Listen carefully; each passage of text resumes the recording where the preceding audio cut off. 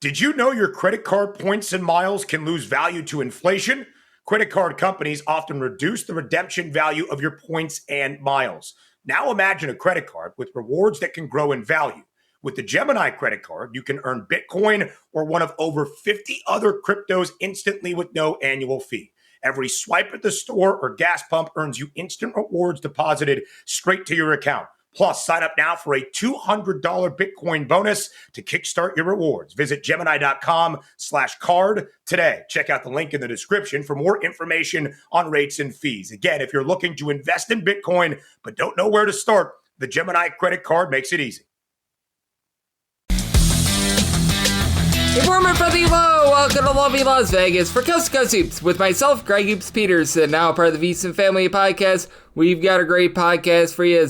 It's one of the last two conference previews that I need to do. It's the SEC today. This man has joined me for the SEC conference preview for, has to be at the very least 6 straight years now. Blake Lovell, he does a great job over at Southeastern 16. He's going to be joining me in segment number 2. We're going to be looking at these 16 rosters. We're going to be taking a look at the coaching changes, all the nooks and crannies of this fine conference. He is such an expert when it comes to the SEC, so that'll be a fun chat. We're going to be doing that in segment number 2. In the final segment, I'm going to get you guys my projector finish for the SEC, and we'll start things off here in segment number 1 by taking a look at all the trends, styles, and all of the just fun that you get out there in the SEC. If you do have a question, comment, segment idea, what have you for this podcast, you have one of two ways we offer those in. First one is my Twitter/X timeline at gunit_81. Keep in mind, Larry M, name does not matter, so as per usual, please do send these into the timeline. And the other way is via an Apple Podcast review.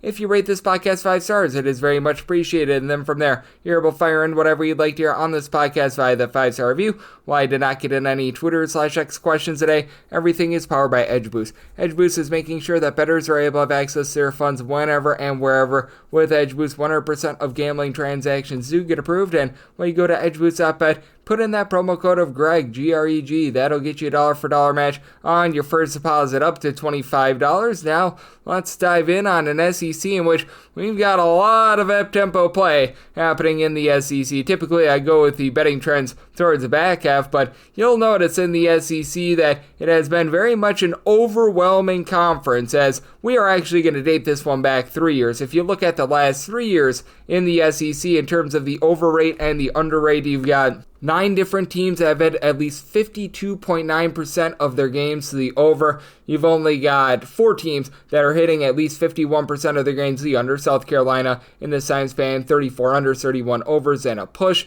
Georgia has actually been your best under team over the last 3 years, 39 unders to 31 overs. Vanderbilt, 36 unders to 29 overs. And obviously Tennessee is in there, 40 unders to 34 overs. In this time span, you've got 4 teams that have hit over 60% of their games to the over. Kentucky and Arkansas. I know that Arkansas obviously not as John Calipari, but he did a good job of helping out Kentucky as well. Texas, 42 overs, 25 unders, and 2 pushes over the last 3 seasons. And obviously Alabama being one of those creme de la creme teams, 47 overs, 26 unders, and 1 push. If you look at the entirety of college basketball, that is a top 10 mark to the over. So they have been very much an overwhelming conference, and that's because you've got a lot of teams that they are playing at a breakneck pace. They are really looking to run it and gun it. Obviously, you're going to have a few exceptions to the rule, with Tennessee and South Carolina being a bit of outliers, but even the teams that have recently joined the SEC have been playing a little bit more up-tempo. Oklahoma, under Porter Moser, typically has been a little bit more of a low and slow team, but last season, even they cranked things up a little bit more, with Oklahoma last year 125th in the country in terms of total possessions per game. Now, Texas last season was not too much of an up-tempo team, 146th in terms of total possessions per game, but Sean Miller takes over from Xavier. Xavier was 115th in terms of total possessions per game last year, but they're known for going very, very much up-tempo. Obviously, when it comes to this conference, the team has most up-tempo, Alabama. They led the country in terms of total possessions per game, and this is a team that quite literally slows down for absolutely nobody whatsoever. So I think that you can expect a lot more of that moving forward. Kentucky was one of your most up-tempo teams in all of college basketball last year as well. They were 21st in the country with regards to total possessions per game. Outside of those 2 teams, you don't have as many teams that play at, and I air quotes here, warp speed, but you do have a lot of teams that they just sort of hover like right in that top 100 in terms of total possessions per game. They're playing fast, but they're not necessarily playing completely out of control, like LSU was 72nd in terms of total possessions per game. Arkansas, they were 71st in the country in terms of total possessions per game. Florida was 79th. Mississippi State was 86th. So you've got a lot of teams sort of in that neighborhood. Vanderbilt was 98th in the country in terms of total possessions per game. So you do have a lot of fast teams in this conference. And with this conference, you do have a few very demonstrative defensive teams. Obviously, Tennessee being chief among them. Tennessee always finds themselves in the top 20 in terms of points allowed on a per possession basis. And even with playing in the SEC, they were number 12 in the country last year in terms of points allowed per possession. Now, Alabama's going to be looking to clean up that defense a little bit more. 169th in the country in terms of points allowed on a per possession basis, and you do have some lackadaisical defensive teams. Vanderbilt was 171st in the country in terms of points allowed on a per possession basis. Mississippi State took a big step back last year. They and Missouri both struggled on defense. Missouri 161st in the country in terms of points allowed on a per possession basis. Mississippi State 163rd. You're going to have Bucky McMillan coming in from Sam Amford to be able to help out with Texas A&M, as Texas A&M was one of your better defensive teams last year, 37th in the country in terms of points allowed on a per possession basis, and is Samford team for Bucky McMillan 183rd. So you do have to figure that it's going to be a lot of scoring with regards to this conference, and you just take a look at the way that these teams were so efficient on offense last year. It was very, very marvelous to see. Auburn was number 8 in the country in terms of points scored on a per possession basis. Alabama was number 9 in terms of points per possession. Florida was number 4. Missouri was number 6. Out of your top 9 teams in all of college basketball in terms of points per possession, 4 of them belong to the SEC, and that's not even including Kentucky, who is 16th in the country in terms of points scored on a per possession basis, so it's not like they were too far off. Now after that, you do have a little bit more of a chasm, as you really don't have any other team that really cracked the top 40, though. You did have Texas clocking in at 43rd, Mississippi State 48th in the country in terms of points scored on a per possession basis. Even Tennessee makes an appearance at 51st. Bucky McMillan over at Samford, his team was 52nd, so that should be able to help out a Texas A&M team that was well outside the top 120 with regards to points per possession. And Xavier under Sean Miller last year, they were 66, so that's another coach that really knows his offense that is going to be coming into this conference as well. And this despite the fact that it's not necessarily like an amazing three-point shooting league or anything like that. Obviously, you have a few teams that are able to pop it and lock it in. With Sean Miller over at Xavier last year, he had his team shooting really well from three-point range, number 4 in all of college basketball in terms of their overall three-point shooting percentage. But I mean, Kentucky was a really good three-point shooting team last year. They were 24th in all of college basketball with regards to their three-point shooting percentage, and then your next best team was Missouri at number 40. Now, you do have another coach coming in at Bucky McMillan once again. He had his Samford team at number 34 in the country in terms of three-point shooting percentage, and Oklahoma was surprisingly a really good three-point shooting team as well last year. They were number 46 in the country with regards to their three-point shooting percentage, but a lot of it is done inside. A lot of it is done by being able to get to the hoop, and Auburn obviously going to be a team of fascination with now having Stephen Pearl taking over for Bruce Pearl. They were 67th in the country with regards to their three-point shooting percentage as well. So lots of fun teams out there, and if you're taking a look at the way that these teams were able to perform against the spread last season, as now you've got an SEC that's a little bit more spread out. It's not the travel that you're going to be seeing out there in the Big Ten or some of those conferences that they really do go coast to coast like the ACC, but that said, you just had a dominant display from the SEC with regards to against the spread record. Out of the 16 teams in the conference, only 5 of them were below 50% against the spread, and 10 of those teams hit at least 51.5% against the spread. Florida was obviously your top team, 29-11 against the spread last year. That wasn't quite number 1 in all of college basketball, but still that was number 4. That was UC San Diego, Robert Morris, and Florida A&M. That was ahead of them, but past those teams, Florida right there on top. They made you a whole bunch of money last year, so they were obviously rock solid. And then Vanderbilt, they go 19-14 against the spread. After Florida, it really tapers off, as you had a lot of teams that were profitable, but they were in that 54 to 53% neighborhood. Like Tennessee was 20-18 against the spread. Oklahoma 18-16. Missouri 18-16. Auburn 20-17-1 against the spread. Ole Miss 19-16-1 against the spread. Texas A&M 17-14-3 against the spread. Alabama 21-16 against the spread. But A lot of that was because you just had these teams beat up on each other in conference play. If you take a look at what these teams were able to do in non-conference play, only 4 teams were below 500 against the spread. Alabama at 8-9 against the spread in non-conference play. Missouri was 5-9. Arkansas was 7-9, and South Carolina was 7-6. Vanderbilt goes 11-3 against the spread in non-conference play. Auburn 12-4-1 against the spread. Ole Miss 10-5-1. Florida 12-6. Texas A&M 9-5-1. Tennessee 10-6. LSU was 7-6. Kentucky was 8-7, and then a lot of 7-7 teams: Georgia, Mississippi State, Oklahoma, and Texas. But I mean, these teams were able to do a really nice job there. And then if you're taking a look at how these teams were able to perform on the road, there was quite a bit of home court advantage, and you're going to be able to expect that in the SEC. Only 3 out of the 16 teams in the SEC had an against the spread record above 500 on the road. Alabama was 8-4 against the spread in their road games. Florida was 6-4. Mississippi State 6-5 against the spread in their road games. And then you did have Missouri, Texas, Auburn all go 500. And then from there, every other team had a losing record against the spread, with Kentucky, Georgia, Vanderbilt, and Arkansas all going 4-6 against the spread in 2 road games. South Carolina was the poop de la poop. They were 3-8 against the spread away from home. LSU 3-6-1 against the spread away from home. So these home court advantages were really reigning supreme, as all but 5 teams were able to go at least 50% against the spread in their true home games, with Florida leading the way 12-4 against the spread at home. Texas A&M 10-5-1. Georgia 12-6 against the spread at home. Vanderbilt 11-6 against the spread at home. South Carolina, Kentucky 10-8. So home court advantage was oh so big in this conference, and we do have a lot of fun with taking a look at the SEC. We've got some coaching changes. We've got some up-tempo play. We've got a conference that just completely dominated all of college basketball last season. And how about if we do chat with a man that knows this conference so well? That'd be Blake Lovell over at Southeastern 16. He's going to join me here on the Flip Side Radio on Coast to Coast with myself, Greg Peterson, now part of the Beast Family Podcast, the SEC Conference Preview Edition.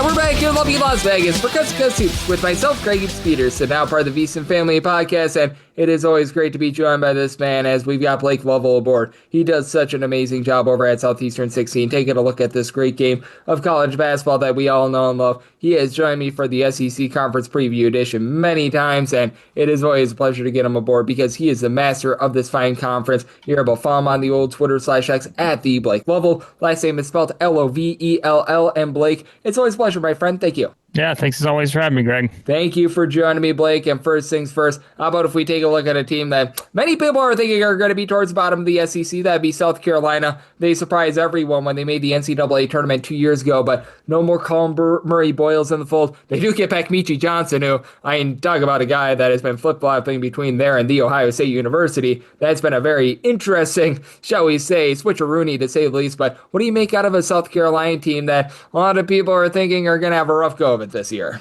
Yeah, I always try to be optimistic. I think when looking at these rosters and try to figure out exactly kind of what the mindset was. And, we did talk to Lamont Paris a couple weeks ago. And I think one of the things he's mentioned is that they did their best to sort of try to pattern some of the same things with this roster that they did a couple years ago. Of course, that team was picked last in the SEC, and then they were right there in the SEC regular season title race with a week to go. A huge surprise that season. Well, you've got 2 of those pieces from that team still here now, with Michi Johnson coming back, Miles Studi's there, and I think you can kind of see the way they built some of the other areas of the roster. Adding Mike Sharabjamps to the mix. Look, you're not going to have many 6'9" guards that are playing in the SEC this season, and so I think that trio right there, it feels like his deepest guard group he's had. I've certainly got some questions about how things are going to play out in the front courts, which, as you know, that's where the SEC sometimes is one right there at the rim. But if they can get kind of the most out of this guard group, which I think does have a pretty, high ceiling, I think they can win some games and win more games than they did last year. It's just, as we always say, when you're starting at the bottom and you're trying to make that jump in a league like this that got 14 teams in the tournament last year, it's just a matter of which teams can you kind of jump ahead of. Yep, and the only other team that didn't make the NCAA tournament last year, that'd be LSU. And Deaton Thomas, he was rock solid over at UNLV as their main point guard, and they're hoping for a clean bill of health from Jalen Reed. It's not often that you find a guy that's 6'10" that's able to pop it from three like he does, but they're relying upon a lot of guys that were at the mid-major level, Max McKinnon, Rashad King, Markel Sutton. It's going to be really interesting to see if these guys can make the leap under a guy, Matt McMahon, who I feel like it might be a little bit of a hot seat year for him. I think so, and I think it's just I hope they can find their offensive identity, and maybe that's where just adding someone like Thomas to the mix will really help because last year they just didn't have one. Like you couldn't really identify like what is it that LSU does offensively that creates these huge matchup issues for the other teams. And if you go back and look, in SEC play, I mean, you're seeing a lot of scores that are in the 50s, the 60s, low 70s, and I think that's what the separator was for them. They just could not find a way to score the ball. It didn't help they were one of the worst three-point shooting teams out there.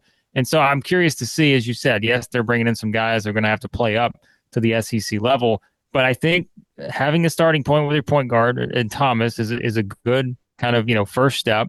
I think if you look at the front court of someone like a Jalen Reed, I feel like we'll be able to certainly make an impact. He only played, 7, 8 games last season, and he was obviously a big part of what they wanted to do, and he was putting up huge numbers early in the season. And so I think just getting him back in the mix, I mean, that's significant. But to me, it's like, man, they've got to figure out what is it they're going to be doing offensively that's going to create some of these really, big mismatches potentially on the other side. Because I think that's how you're going to be able to win in this era of the SEC. It's not just about going out and trying to grind people, to defensive slugfest. Although, I mean, LSU played in some close games last year and had their chances in those kind of games. But they got to figure out that next sort of offensive punch, and we'll see if maybe the duo of Thomas and Reed can give them a bit of that this season. And Texas A&M was one of those teams that did a great job of grinding it on defense last few years. Well, you've got a big-time coaching change. It's how Bucky McMillan comes on over from Samford, and it's a completely new-look team. Late in the process, they pick up Ali Deba, who was a very nice scorer over at Southern Illinois. Pop Isaacs was limited last year, but in his limited sample size, the Creighton looks solid. Mackenzie Mbakpo, a lot of people thought he might be as good as gone to the NBA, and so nice they named him twice.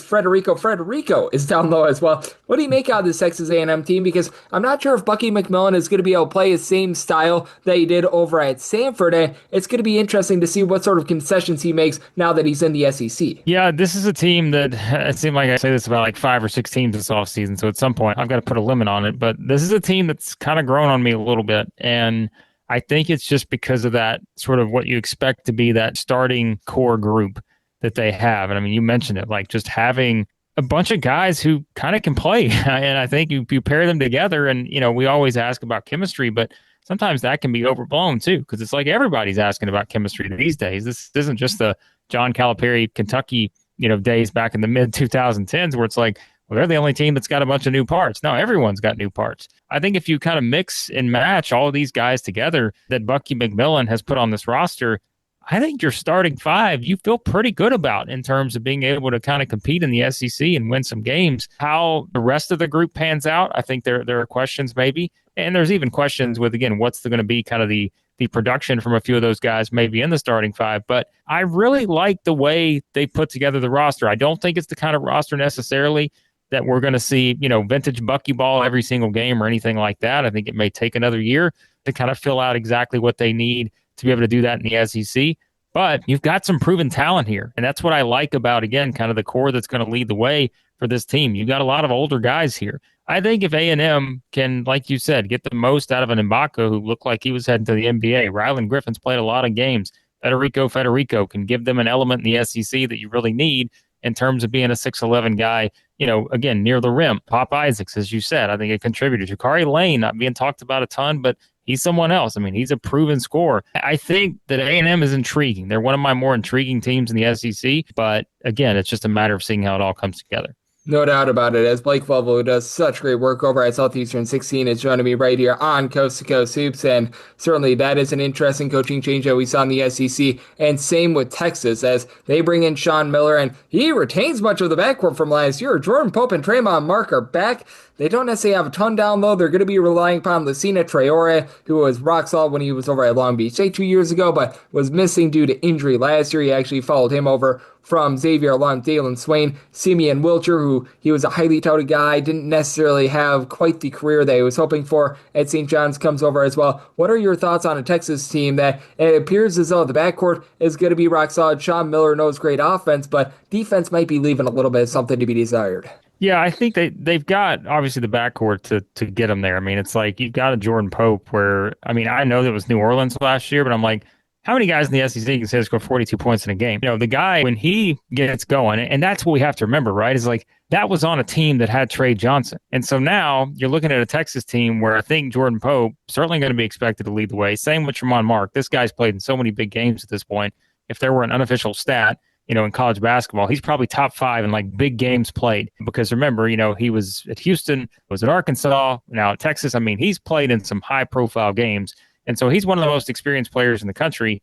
And then you mentioned some of the other additions they made. Of course, I'm really intrigued by Traore. I think, you know, what he was at Long Beach State, I think he can really make an impact just with his physicality and the size that he brings in the SEC. Weaver, too. I mean, Weaver's someone else that I don't think got enough attention last year for kind of how important he was to that team. I think he'll be even more important for this team this year. And so it's probably going to come down to, like you said, defensively, what do they look like? That's where, you know, adding like a Voki Titus to the mix, having a 7-foot, 255 type guy in there. That's going to be important. But I think Texas is one of those teams where is the depth going to equal some of those teams at the top of the SEC we're going to talk about? Maybe not. But I think if you get kind of what you expect to get out of that 1 through 7 or 8, I think Texas is probably, you know, trending towards being like a top 25 to top 30 type team in the country, just because I think they've got the pieces at the top. And really, to me, it starts with Pope and Mark. I feel like they can lead you to having a pretty successful season. And then this team, I think, is so fascinating because we've seen under Chris Jans over at Mississippi State, typically the defense is rock solid, but the three-point shooting leaves something to be desired. But they just don't have a ton down low this year. They're going to be banking on Quincy Ballard coming on over from Wichita State, being that big-time shot blocker, and perhaps T. Bartlett, the freshman, is going to be able to give them some minutes as well. But they bring back Joshua Hubbard, who I think he might be as meaningful to his team as almost anyone in the SEC. Maybe not Ty Pettiford over at Auburn, but I mean, that is a heart and soul guy for this Mississippi State team. They bring in Jay Nepps from Georgetown. It feels like this is the opposite of a lot of these Mississippi State teams since Jans has taken over, though. Typically, Jans has a ton down low. Doesn't feel like he's got a ton other than Ballard, but this backcourt does feel like it's pretty locked and loaded. Yeah, I mean, Hubbard's going to lead the SEC in shot attempts. I'd be surprised if he doesn't. I think that's just simply out of necessity. I think he's going to have to take a lot of shots because if he's not scoring, I think, yeah, certainly you may have a few questions just about what it's gonna look like offensively. I keep bringing up the stat, and I'm like, and I don't say this in a demeaning way at all,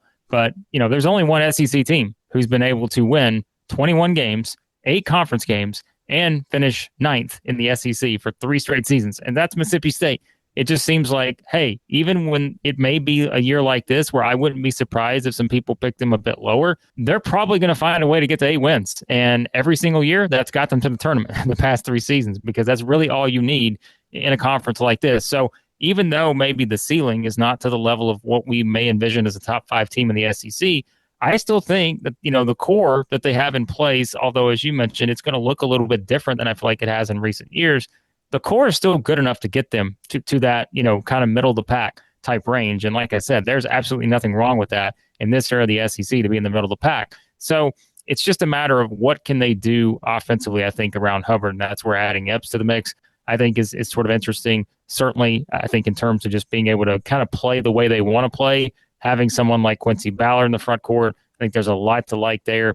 And, you know, Chris Jans is someone else we talked to this summer, and you can tell he's nowhere near where he thinks they can be right now, but he is, I think, pretty fascinated by the idea that, hey, if some of these guys continue to come along, you kind of see them gel together, especially, I think, in looking at that front court, maybe that's going to be the piece that ultimately kind of solves the puzzle here for this Mississippi State team. Yep, I think that is going to be a big piece of the puzzle, and a big returner is over there at Missouri with Mark Mitchell coming back, he and Anthony Robinson. They are going to be the heart and soul of this team, but it feels like a completely different Missouri team from what we've seen in past years. They are dealing with a little bit of an injury to the 7'3" big man in Trent Burns. But when you take a look at this Missouri team, they've been built on guard play with the likes of Caleb Grill and company over the last few years. And now they're going to be looking to someone like a 6'11" Javon Porter. Now they're going to be looking to Trent Pierce, guys like this. And I want to get your thoughts on a Missouri team that it almost feels like it's a little bit different than what we've seen out of Dennis Gates' teams in past years. Yeah, and I think this is kind of one of those teams that even with a different roster,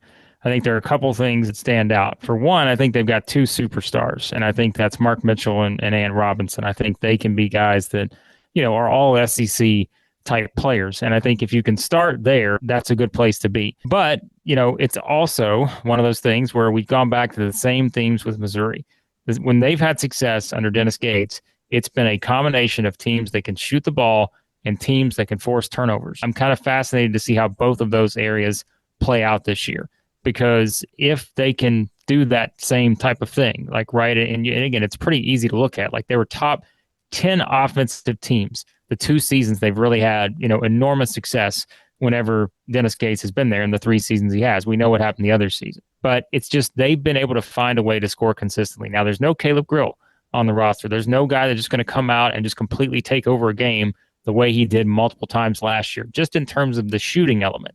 But could that be Jacob Cruz to maybe a little bit of a lesser extent? He can shoot the ball, and I think they have high expectations for him. I think when you look at, again, sort of just the guard group overall, being able to see what a T.O. Barrett, who may be one of the more underrated players coming into the year, Sebastian Mack, what's he going to bring to the table? He's not going to probably bring a lot of shooting, but he is going to be someone that attacks the rim. And we know Missouri, how good they have been at being able to attack the rim. That's something else, I think, in terms of their free throw attempts. They have to be up there pretty high in the league, and I think they will, given this roster.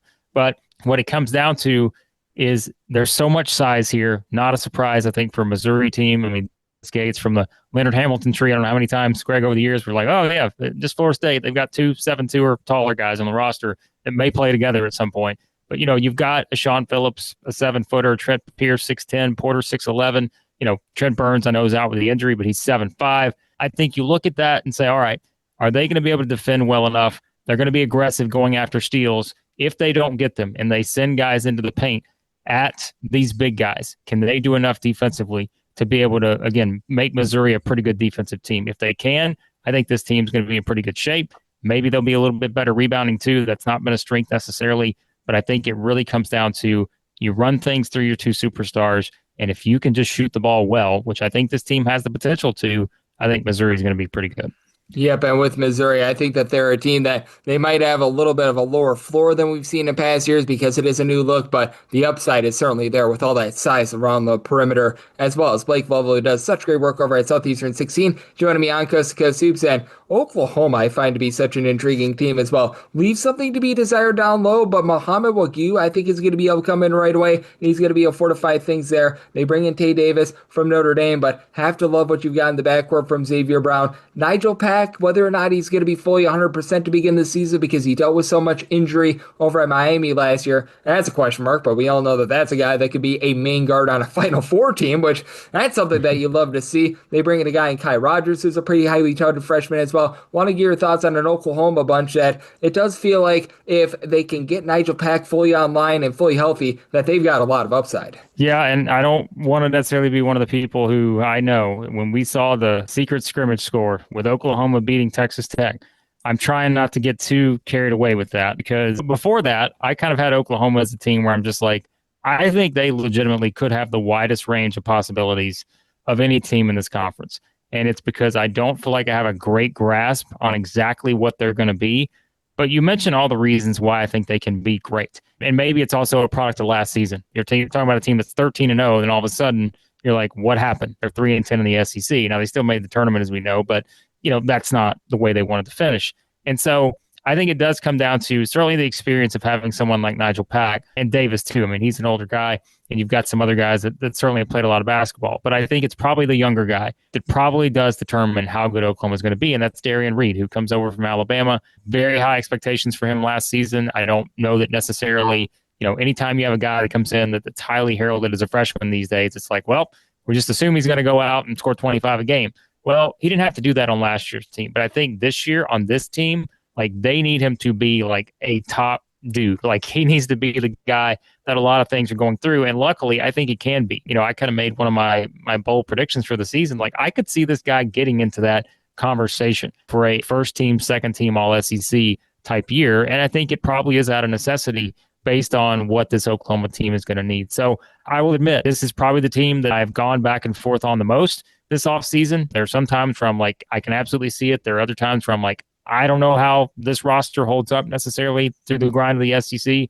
but I still think the upside could be pretty high just based on the fact that it does feel like they've got a lot of pieces in place here. And I feel like the upside is very high with this team as well, as it feels like a lot of people are dogging Ole Miss this season, despite the fact that they made the Sweet 16. AJ Storr wasn't necessarily a fit over at Kansas last year, but we saw what he was able to do over at Wisconsin 2 years ago. I always love teams that bring in multiple transfers from the same school. Corin Johnson, James Scott, these two guys came over from a Louisville team that was very good last season. Malik Dia is one of the main holdovers from a season ago. Likely a team that's going to struggle a little bit on the glass, but James Scott should be able to hop out with that quite a bit. And I don't know about you, but even though the roster might not quite compare to some of those like top 5, top 8 teams in the SEC for Ole Miss, I just trust in Chris Beard as a coach. It's a Chris Beard team. You know what you're getting. I mean, at this point, again, I don't know why we should sort of doubt the ability for them to get the most out of their roster. They've proven that they can do that, over the years. And I think this is one where, you mentioned two guys. And if we want to talk about a season and how it's defined, I think it's absolutely clear as day. This is how good is Malik Dia and how good is AJ Storr. And I think that probably determines how good Ole Miss is, because we talked to Chris Beard too several weeks ago, and he has not been shy this summer about challenging Malik Dia to be better. And again, we're talking about a guy who, again, when he was on the floor last year, and that was part of the problem, is that sometimes he wasn't on the floor as much as he needed to be, whether, foul trouble and those kind of things. But he was dominant. And I think that's something to where if he can get up there to where he is a guy that's averaging 14 points and 10 rebounds a game, something like that. And I think the rebounding element is going to be very important in this particular team. He can be like a first team All SEC type guy. And you mentioned like having James Scott, Corey Chest, who I thought had a really good freshman year at LSU, comes in.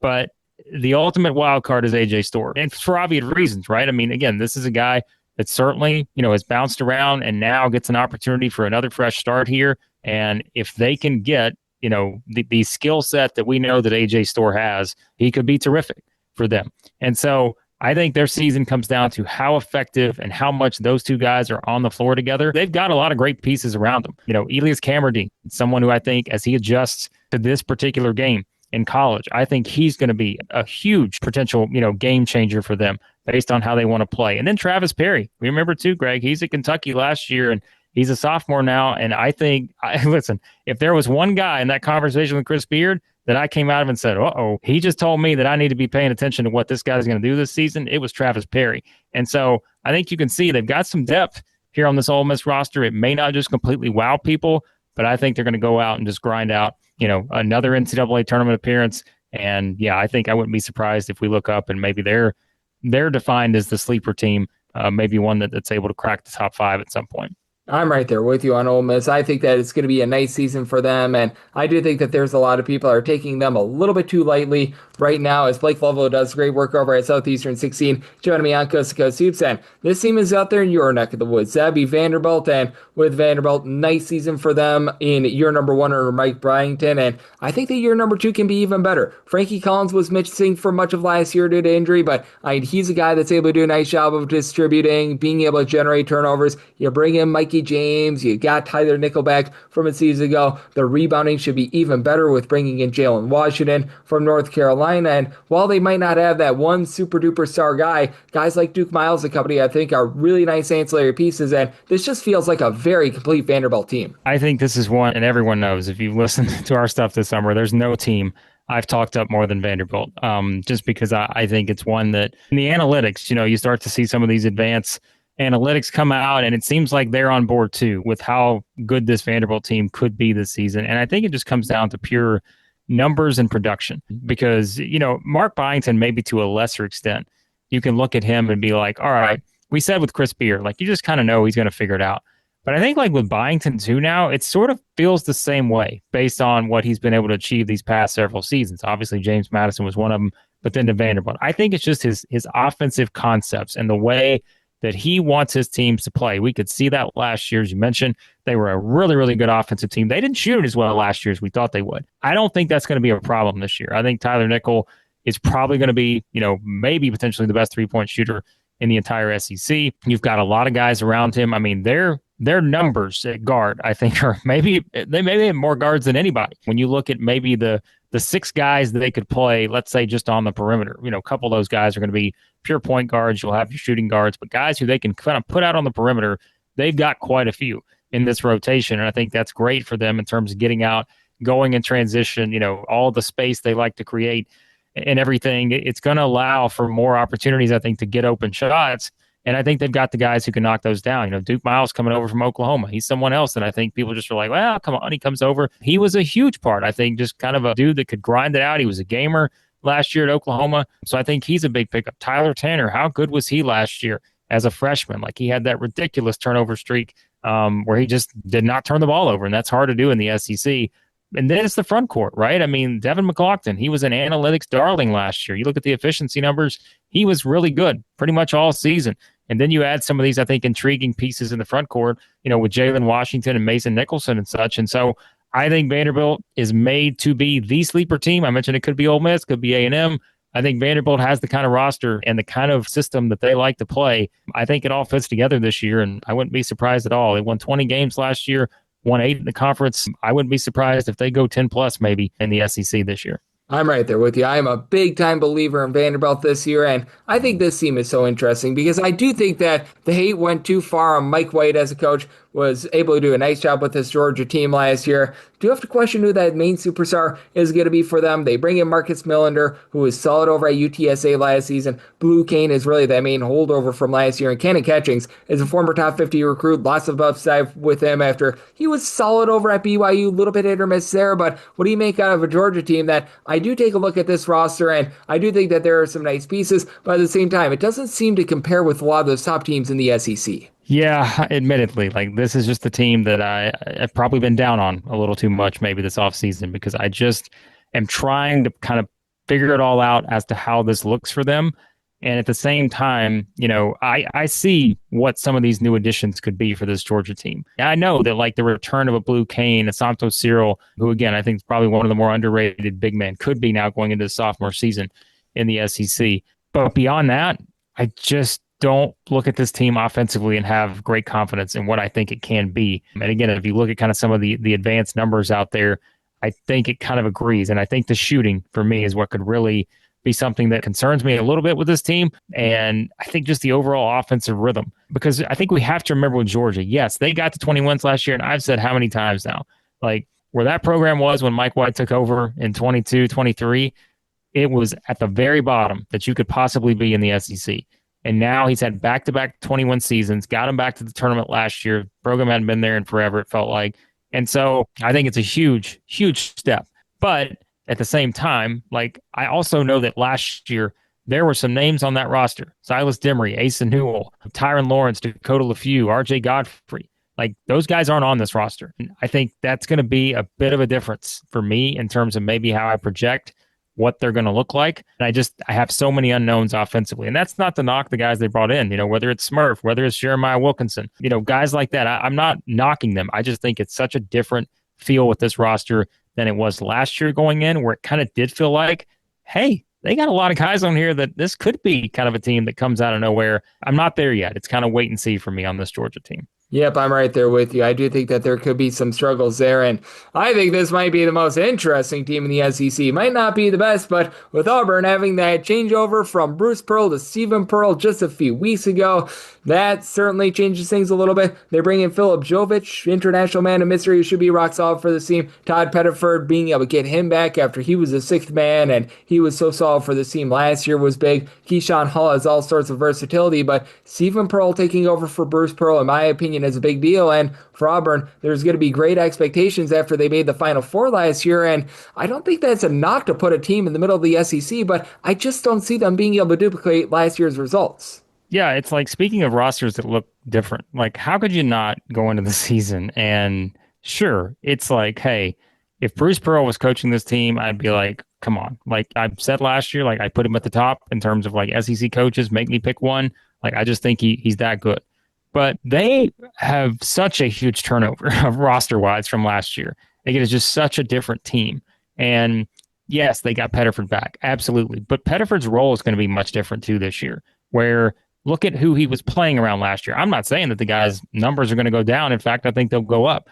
But there's a lot more pressure and there's a lot more defenses keying in on Todd Pettiford this year because, there is not the same candidates around him, right? And so I think from that perspective, it's going to look a lot different. I think Auburn's the kind of team that, yes, if it all goes right, sure, they're going to probably finish in the top 5 in the SEC again, which means you're probably a top 4 or 5 seed in the tournament. But I also think they're the kind of team that they need pretty much every guy that they brought in to hit. Is that going to happen? We're going to find out. Because under Bruce Pearl, I would have had a lot of confidence in that happening. And I think sometimes, how this works, Greg. It's like, I can say things like that, and it's like, well, you're just saying that Stephen Pearl can't coach. It's not it at all. But show me the data. Show me the sample size that we have of him as the head coach of Auburn throughout an SEC season. We just don't have it. And so I'm going to sit back and I'm going to see what they look like in the first couple months of the season because I think it'll tell us a lot when it comes to situational stuff. 2 minutes to go. How different are they than they were before? Different rotations, all these kind of things that Bruce Pearl's not going to be doing, from the stands. He's going to be watching his son do it. And yes, his son has learned a lot from him over the years. I think that they will still be fine. They're still going to be a team that makes the tournament. They'll win a lot of games probably. But I think when it comes down to it, it's the trio of Pettiford, Keyshawn Hall, Keshawn Murphy. I think it's those three are going to really kind of drive this team. I think the most interesting part besides that is seeing how all the other guys are able to fit into what may be kind of a new look system. I don't think it's going to be. I think they're going to do kind of the same stuff they've always done, but it's just going to be a lot different than it was last season. Yep, it certainly is going to be a lot different, and it is going to be so fascinating to take a look at this team as well, because over the last few years, Tennessee has been able to elevate with that one main scorer, Dalton Knecht, Chaz Lanier, the last few years. Now they're going to be banking on Jacoby Gillespie, but he doesn't have the backing of Zakai Ziegler, unlike the last few seasons. Still, this team has very rock-solid low post play. They've got Cade Phillips back. They've got back Felix Zapara, and they brought in Jalen Carey, who I thought was a nice pickup from Vanderbilt. But how do you take a look at this Tennessee team that, no doubt about it, they do lose some of the depth from a season ago, but I also did like the fact that they brought in Amari Abraham as well. I look at Tennessee, and I think they have the second best front court in the SEC, and I think that's going to account for something, and that's behind Florida because, Florida's got the best front court in the country. But I think it's because of that. I think that's where my confidence lies in the fact that, okay, Tennessee has been, what's the last 5 seasons, I think, 5 or 6 seasons, they've been a top 5 defensive team in the country. Now, the common denominator there is that they had Zakai Ziegler on the roster, and they don't this year. But I think the front court, Felix Okpara, to me, is clearly a Defensive Player of the Year candidate in the SEC. And then you mentioned Jalen Carey coming over. I just expect him to be really, really good for this Tennessee team. Cade Phillips, JP Estrella, not talked about a lot. Dwayne Brown, a freshman, comes in. They've got everything they need, I think, in the front court. But then it comes back to the backcourt because, as you mentioned, and as I said, there's no Zakai Ziegler here, but you're replacing him with Jacoby Gillespie. They're 2 different players. I know there will want to be comparisons out there, but they're just 2 players that are different in terms of their skill sets. Gillespie, though, is going to be in the same role. He's going to need to be the man, I think, for this Tennessee team in terms of driving everything that they do. But, of course, the one piece in all of this that I think will determine really whether this Tennessee team can make a Final Four or whether this Tennessee team is one that loses in the second round of the NCAA tournament. And that's Nate Amen. Because, you've, I'm sure, seen all the comparisons, Greg. Like, everyone wants to say, is this Kevin Durant part 2 with Tennessee? Because, we know how good Kevin Durant was for Rick Barnes at Texas. And we know kind of the hype surrounding Nate Amen as one of the top players in the entire country as a freshman. With the kind of the frame, 6'9", guy, I think just all the things he can do. I feel like, yes, is he going to be the next guy that steps into the Dalton Knecht and Chaz Lanier role? Maybe. And they probably need him to be, in all honesty, because, I don't know if Jacoby Gillespie is that exact same type of player. They probably need him to be someone who can facilitate a lot too. But that's going to be it for me. It's just how does Nate Amen fit in here? And if he can be as good as advertised, I think Tennessee can put it all together. And they're another team that probably going into this, I was like, man, I don't have a great feel on Tennessee probably a couple months ago, but I've gotten back to the point to where I really, really like the roster. And I think it just comes down to maybe what Nate Amen does for him. Yep, I think that he's going to be a massive upside guy for them. We know what we're going to get out of Jacoby Gillespie. And then this team, we know what we're going to get out of the backcourt. LeBron Fillin coming back for Alabama, bringing back Latrell Wrightsell, Houston Mallett. These guys are massive. What you're going to be able to get down low with losing Grant Nelson, though, that's a big question mark for Alabama. And as we know with Alabama, the defense always suspect. I think that that's the best way of putting it. But how do you take a look at this Alabama team with a backcourt that played together last year, all being able to come back, but lots of question marks in the post? Yeah, Alabama's going to be the best three-point shooting team in the SEC. I'd be surprised if they're not. But I mean, that's nothing new at times, just in terms of probably how many they're going to shoot. They're going to shoot a lot, and I feel like that's the biggest strength of this team is that their backcourt is going to be tremendous. It's just, to me, it's that combination of LeBaron Philon, Aiden Holloway, Latrell Wrightsell, Houston Mallett. I think those four right there, that's an excellent starting point for this Alabama team. And I think that the one name to watch is Amari Allen. I mean, I don't know that I've ever seen a player in the offseason, the SEC, that's been talked about as much as Amari Allen. And I think that's a good thing. I think even Nate Oates himself is like, someone may have asked him, like, who's the player, something similar to not being talked about enough or whatever, could be kind of the next guy that jumps out at people. And he said Amari Allen. So I think he's someone to watch just in terms of a 6'8" freshman who's going to play a big role in this team. But you said it, if there is one thing about Alabama that we want to sort of play the wait and see game on, it is the front court. I really like Bowen. I think he, comes over from Florida State. I think he has the perfect skill set for what they want to do in terms of their system. But we also, again, can be honest and like, hey, Aiden Sherrell's going to have to take a huge step forward. He's going to have to be a guy that goes from whatever, 2 points or whatever it was last year. As a freshman, now he's got a much bigger role. And that's where a freshman like London Jimison's going to play into the mix, Noah Williamson, a 7-footer. I think all those things, the front court is going to be, I think, the clear question that a lot of people are going to have about Alabama. But they don't have to be great. I think they just have to be good, because I think their backcourt is probably going to be great. And I know that's something maybe different for people to hear without a Mark Sears, but I think LeBaron Philon is first-team All-SEC type guy right off the bat. And if Alabama is one of the top teams in the conference this year, he's SEC Player of the Year type candidate. I think Alabama will be just fine. I think they're going to win a lot of games, probably a Sweet 16 team or something like that.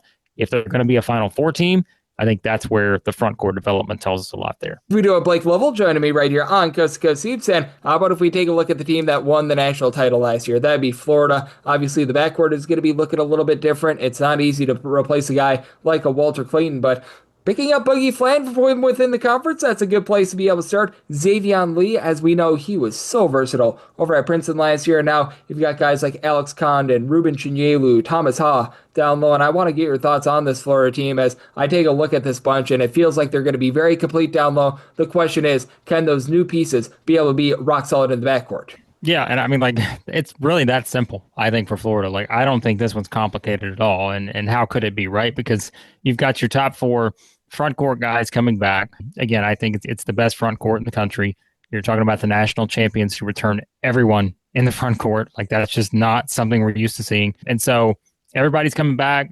Probably going to move Thomas Houck over to the three a little more this year, because you're going to want to play Condon and Chinyelu at the same time. Han Logden probably comes off the bench. Certainly, it's a nice thing to have a guy who could probably start on any other SEC teams coming off the bench for you.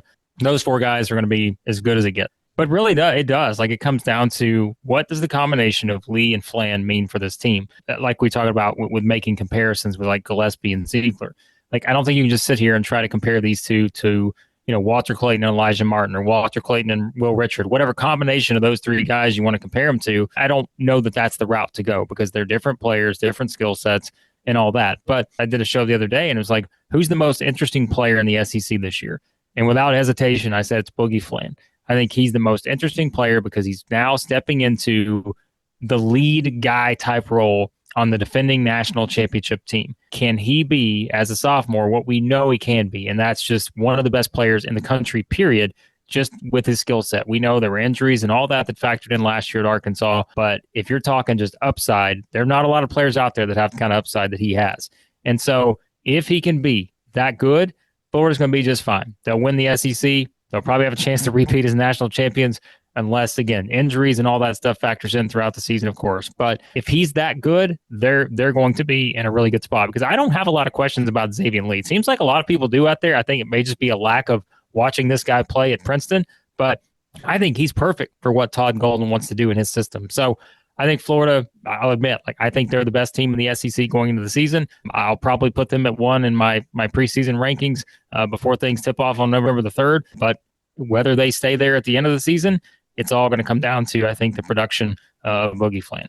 Yep, it certainly is going to be coming down to Boogie Flan. And when it comes to the team that he leaves in Arkansas, they're another team of massive intrigue, as well as we know John Calipari, he knows his way around the SEC, and bringing back DJ Wagner, I think, is massive for him. What we're going to be able to get out of Trevon Brazil is a little bit of a question mark because of all the injuries, but Carter Knox really stepped up towards the second half of the season. They pick up Malik Ewan. Nick Pringle is a guy that's been around the block all around the SEC, and Billy Richmond is really putting on some highlight reels here in the offseason as well. Want to get your thoughts on this Arkansas team that, oh, by the way, Darius Acuff and Malik Thomas going to be pretty rock solid as freshmen.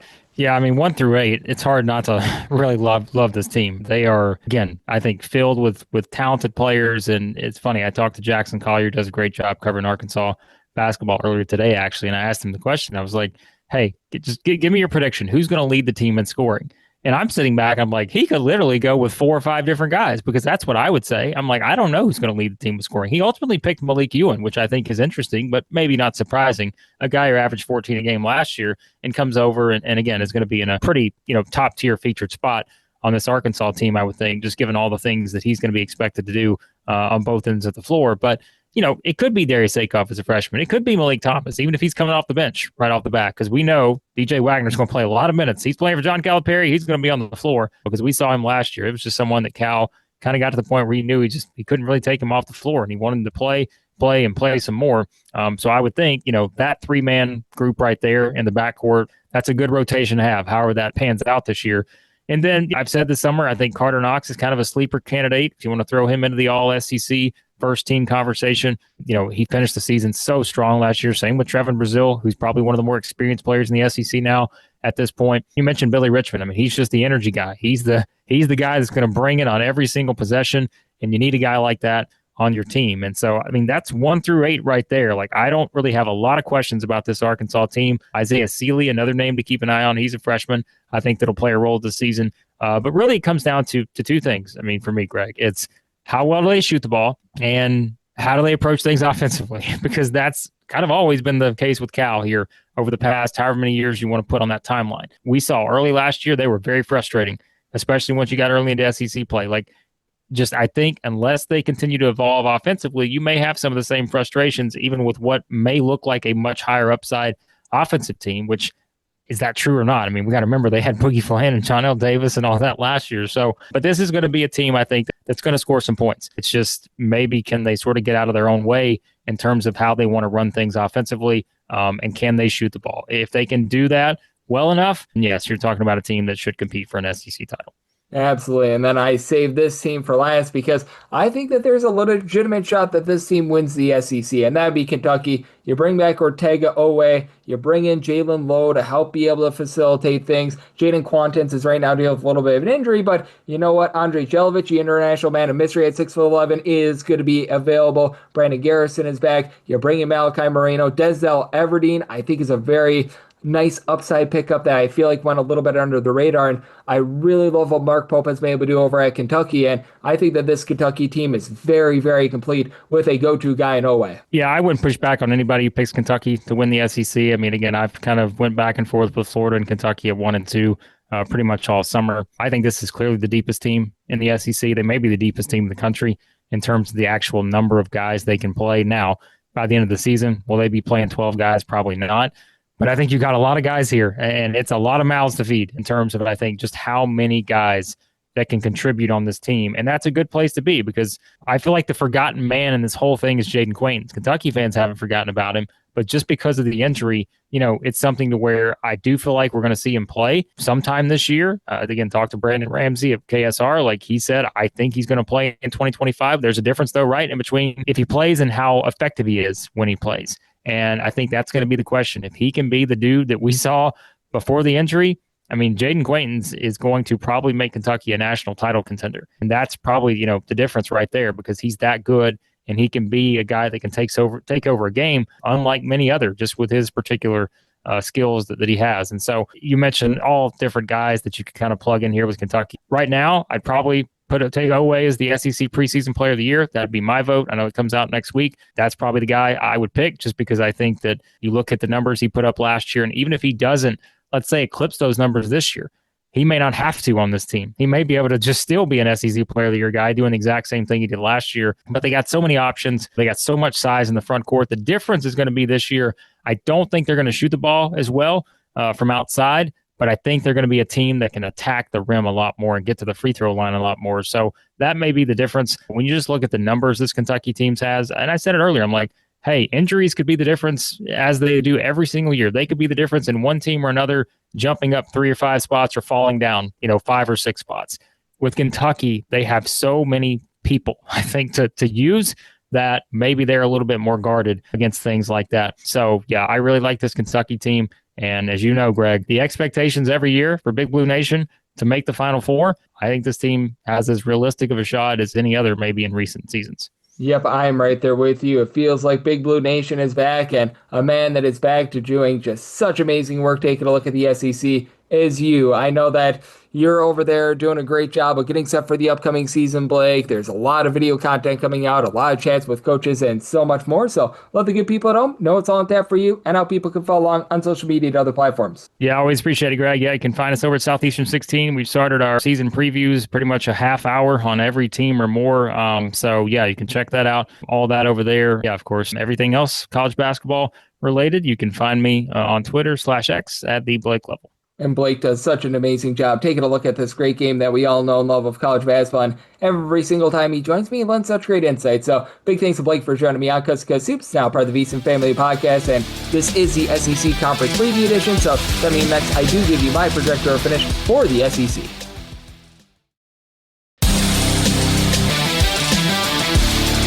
And we're right here in lovely Las Vegas for Coast to Coast Hoops with myself, Greg Hoops Peters, and now part of the VSiN Family Podcast. It is always a pleasure to be able to get Blake Lovell aboard. He does such an amazing job over at Southeastern 16. Taking a look at this great game that we all know and love of college basketball. He has joined me for so many years on this SEC Conference Preview Edition. Every single time he joins me, he lends such incredible insights. He did it once again today. A big thanks to Blake for joining me in the last segment. Now it is that time of the podcast that I give you my projector or finish for the SEC. Once again, since I am doing a Conference Preview Edition today, that means that anything in college basketball I missed over the weekend, over the last 24 hours, that is going to be cleaned up on the podcast tomorrow, so have no fear there. That is all going to be taken care of. But that said, when it comes to number 16 with regards to my projector finish, I do have to go with South Carolina. Now, I do think that South Carolina is actually going to be a rock-solid team. They get back Meechie Johnson for a second time, which you want to talk about a guy that has been up, down, all around throughout his college basketball career, and I'm still stunned that he has eligibility.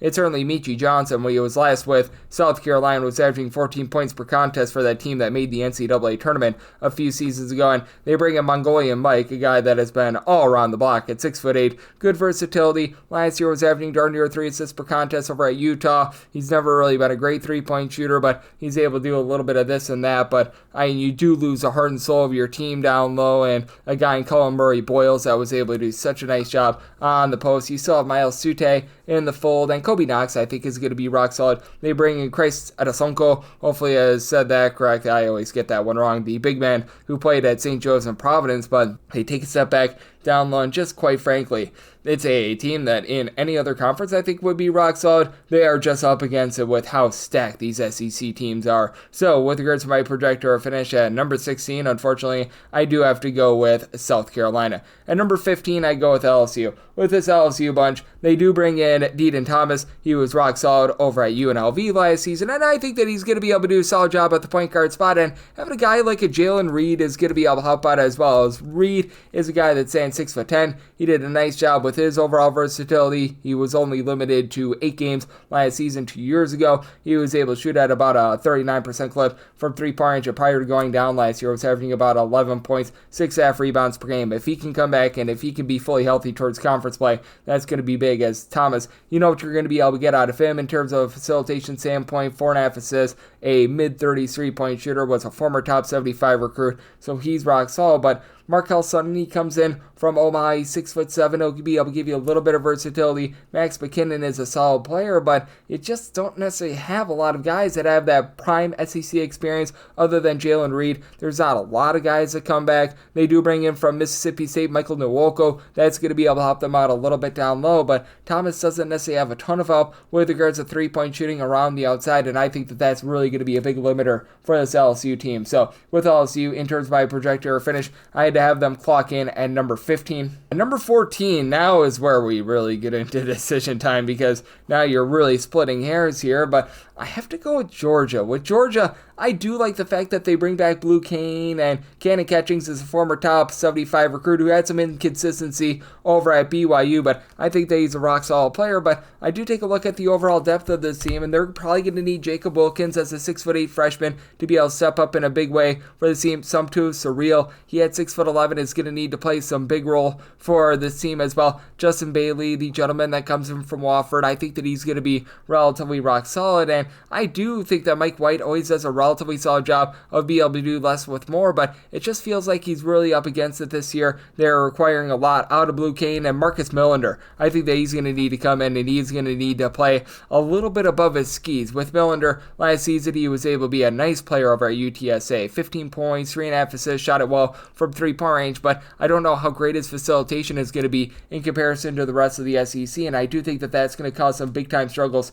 for this Georgia unit. So with Georgia, I have them clocking in at number 13 with regards to my projector finish. At number 12, I go with Missouri. Like, with Missouri, I recognize that they bring back Mark Mitchell. I recognize that they bring back Anthony Robinson, but this is just not the same team in terms of their backcourt play and their overall three-point shooting that we've seen in past years. Now, Javon Porter, who is of relation to Michael Porter, he's going to be coming in after he spent some time over at Pepperdine, and he was in the WCC most recently last year at Loyola Marymount. Nice, versatile player that at 6'11" is able to give you some three-point shooting, but do have some question mark there. They're going to be relying a lot on Sebastian Mack coming in from UCLA and really being able to elevate the backcourt, and he was last year only about a 31.5% three-point shooter, put up some solid numbers with about like 10 or so points per contest, but I've got some question mark here with Dennis Gates' team, and they've been hit or miss. Like, I mean, they make the NCAA tournament in year number 1, they go winless in year number 2 in the SEC, and then they go back to the NCAA tournament last year. Jake Cruz, I think, is a nice player. He's going to be coming in, and he's going to be able to give this team some nice production after a little bit of a limited role last year, but at 6'8",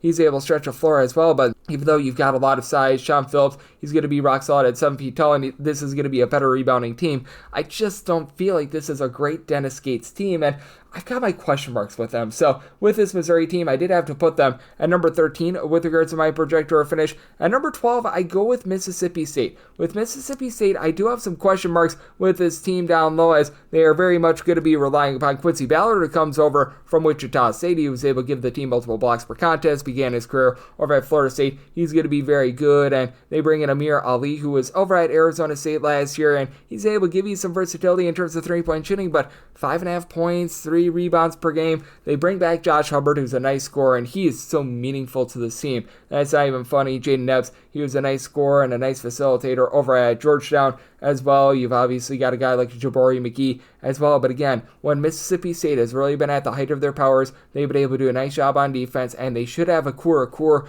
coming in as well. But what you're going to be able to get out of him after he was limited to 7 games last year due to injury and some off-the-court stuff, that's a big, giant question mark as well. So I do have a few concerns with this Mississippi State team. They've never really been a great three-point shooting team. As a matter of fact, a few years ago, they were pretty much dead last in all of college basketball with regards to the three-point shooting. So with regards to my projector finish, at number 12, I am going to be going with Mississippi State. At number 11, I do go with Texas. With Sean Miller, I think that he's going to be able to get things online for this bunch, but I just don't really know what you're going to have down low aside from Lucina Traore. Lucina Traore, he was unable to get out there on the floor over at Xavier last year. 2 years ago over at Long Beach State, he was pretty much a double-double machine, so that's going to be able to help them out. And you do have the backcourt of Tremont Mark along Jordan Pope. That is a very good place to be able to start, but that said, you didn't have Sean Miller bring over a ton of his guys. I do think that you're going to be able to get some good production out of Dalen Swain, 6'7", a little bit of a combo player that does fall in one on over from Xavier, and Camden Heide, who just really couldn't get out there on the floor for Purdue last season. At 6'7", he's a rock-solid three-point shooter. He's going to be a nice player for this team. Simeon Wilcher over at St. Joe's, it always just felt like he didn't necessarily have the world's greatest role with that team. I think that he's going to be able to be a big fit as well, but this team is really going to come and go as Pope and Tremont Mark do. For Pope last year, shot about 36.5% from three. He was able to put in there 11 points per contest, and it is relatively impressive that Sean Miller was able to keep some of the guys from last year, especially that backcourt of Mark and Pope from a year ago. But for Tremont Mark, honestly, I expected a little bit more from him last year than the 10.5 points per contest. You really don't have that one like alpha dog facilitator or anything like that on this team. That's something that does concern me a little bit. So I do think that with Texas, even though they're going to be a very good team nationally, I do think that in this SEC, they might struggle just a skosh. So I do have Texas in my projector finish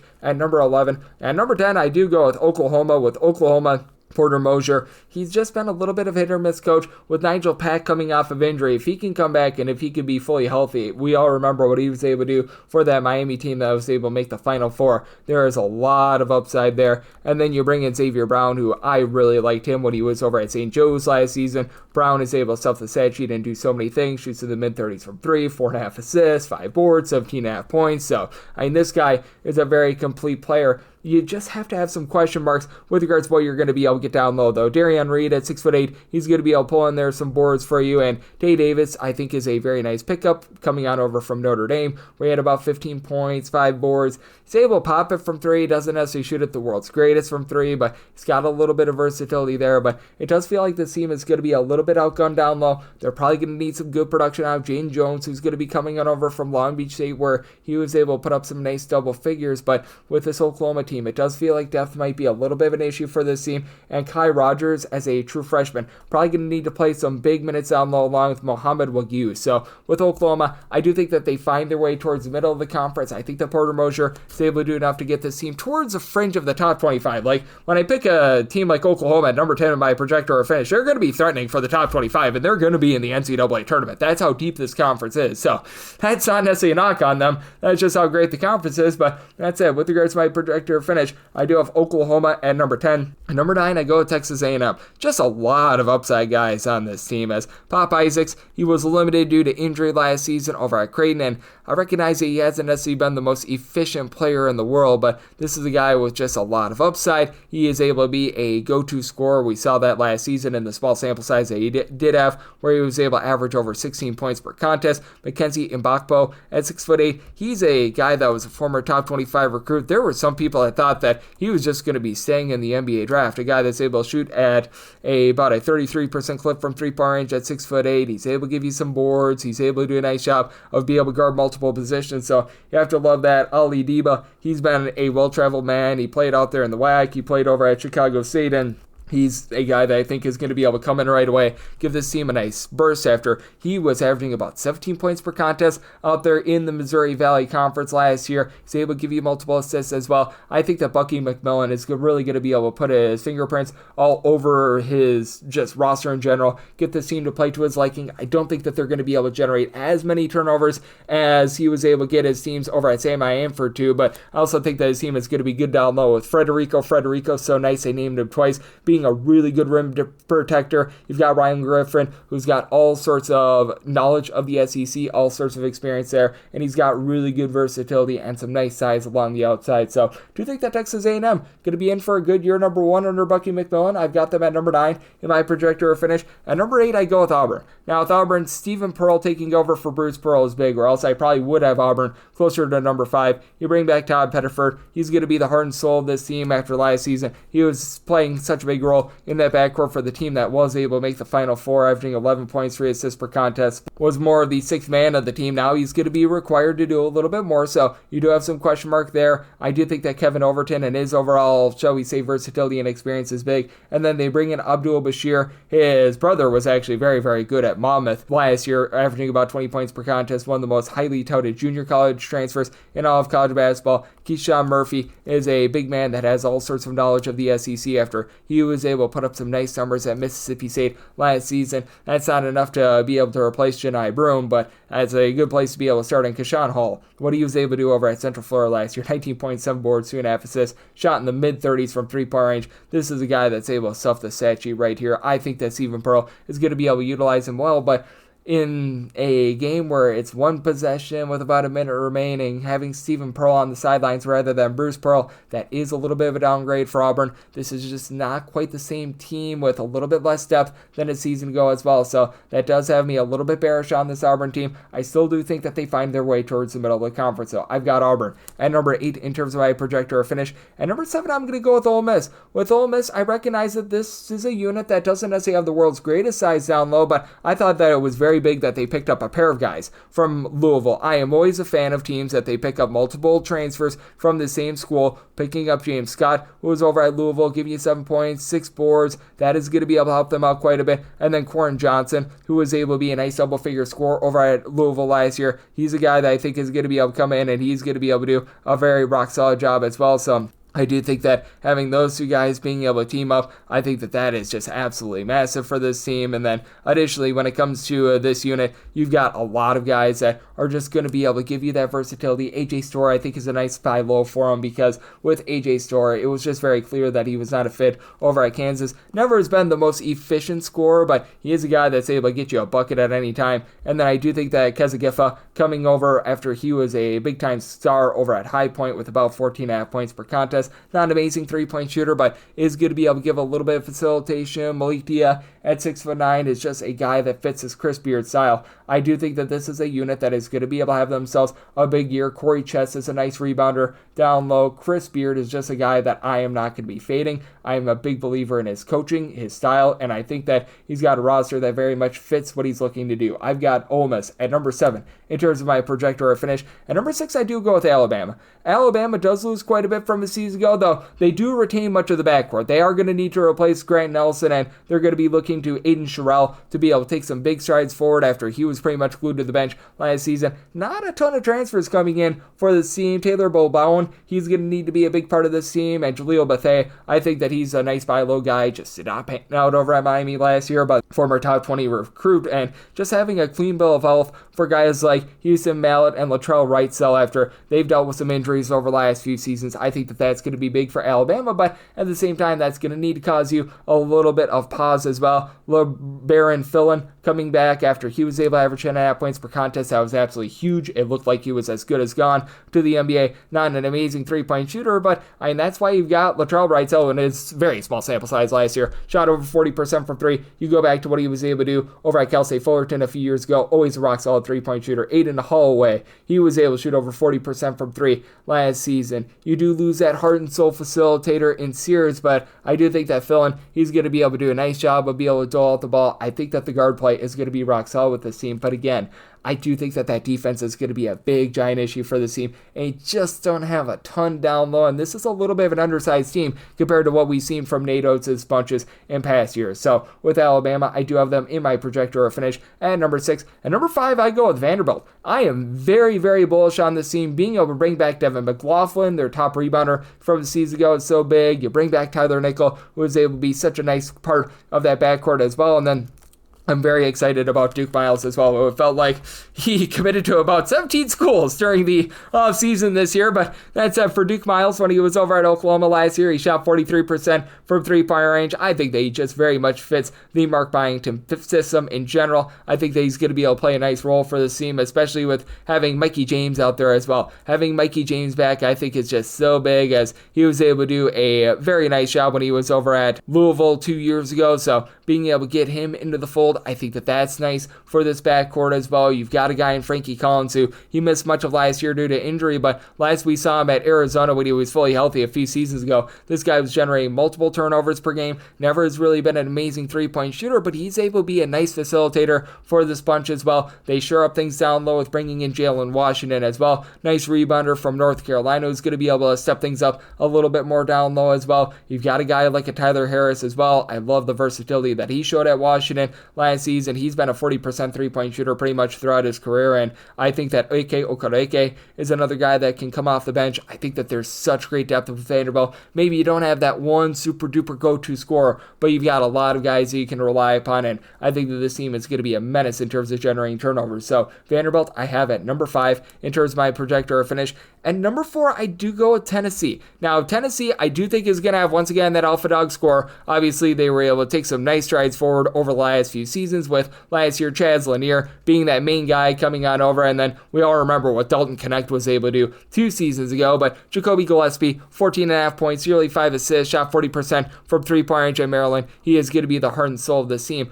But they do lose so many of those great defensive players from a year ago. They do bring back Felix Apara. Being able to bring back Felix Apara, that is a good place to start for this team. Not necessarily a guy that's going to dominate in terms of being able to score, but being able to give you 6 rebounds per game, that's big. But you lose Igor Milicic. You do lose Jemai Mashak, who it felt like was in college basketball for 500 billion years. Zakai Ziegler, he was one of the most efficient point guards in all of college basketball. And even though Gillespie is probably going to be a much better scorer than Ziegler, just the way that he was able to command that offense, that was very big. I do think that it's a nice upside guy, though, in Amari Abraham, who comes in as well. Amari Abraham, a guy that has some SEC experience with what he was able to do over at Ole Miss. He was over at Louisiana Tech last year, where he was able to see some nice minutes. And you do go back to his freshman year at Ole Miss, he was averaging 8 points, 2 assists, shot in the high 30s from three-point range. So this is a guy that can clearly compete at the SEC level. It just doesn't feel like this team is as deep as they have been in past seasons. They're going to need Cade Phillips to be able to take a stride forward, and I think that he's going to be able to do so. I think that they made a nice pickup bringing in Jalen Carey from Vanderbilt as well, but I do feel like this team is going to be down just a notch from a season ago. So with Tennessee, I do have them in my projector finish at number 4. At number 3, I go with Arkansas. With Arkansas bringing back DJ Turn It Up Wagner, I think is massive for this team, and I thought it was even bigger that they brought in some more help down low, because Trevon Brazile has always had injury issues. When Trevon Brazile is on, he is on. He's a guy that's 6'10", that's able to give you some boards, he's able to give you a block, he's able to pop it from three-point range. But also having Nick Pringle in from South Carolina and Alabama is big as well. Pringle was rock solid on that South Carolina team last year. Not a guy that's going to give you versatility, but a guy that is going to give you 9.5 points per contest. A guy that's going to be able to do a nice job of be able to grab some boards. So I feel very good about that. Carter Knox is someone that really took some nice strides forward towards the back half of the season last year, after things were a little bit wobbly towards the first half of the season. And then you bring in Darius Acuff, one of the top freshmen in all of college basketball. He and Malik Thomas are going to do a nice job of helping out Wagner in the backcourt. I think that this is going to be a very, very good guard just rotation in general, with Billy Richmond looking like he's taken some massive strides forward from a season ago as well. With Arkansas, I think that they're a very complete team, and I think that this is a team that John Calipari has built very, very well, built the right way. And Paul Semadou, the international man of mystery at 7'1", I think that he could be a little bit of a sleeper as an upside guy as well. So I've got Arkansas in my projector finish at number 3.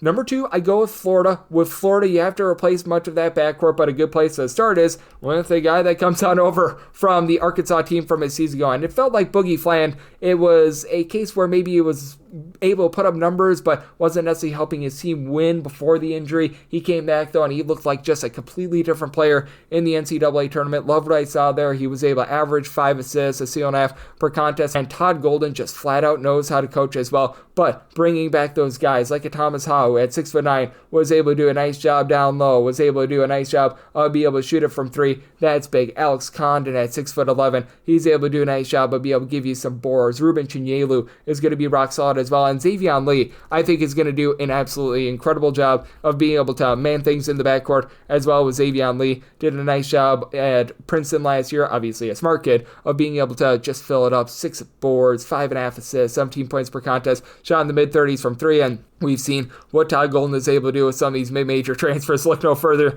than Walter Clayton, the way that he was able to just be able to mold him into this system as well. You've got Urban Klavzar, who came over from overseas a season ago, really didn't see a lot of playing time last year. I think that with a year in the system, he's going to be rock solid. A.J. Brown coming on over from Ohio, that gives this team a lot of depth. You might not have quite the firepower in the backcourt that you had a season ago, but this is going to be one of the toughest teams down low in all of college basketball this year. And last year. They were one of the best teams with regards to rebound percentage last year as well. So I do think that Florida, once again, going to be towards the top of the SEC. I've got them at number 2 in my projector finish. But at number 1, I do go with Kentucky. I thought that it was massive that they were able to maintain Otega Owe this offseason. And you bring back as well a few guys that were just so critical for that bunch from a season ago. You were able to retain Brandon Garrison, who should be able to help out down low. But you've got Jaden Quantins, who he might be missing towards the beginning part of the season. He was one of the best shot blockers in all of college basketball over at Arizona State. Malachi Moreno at 7 feet tall. He's going to be a nice rim protector. You bring in Mamadou Diabate,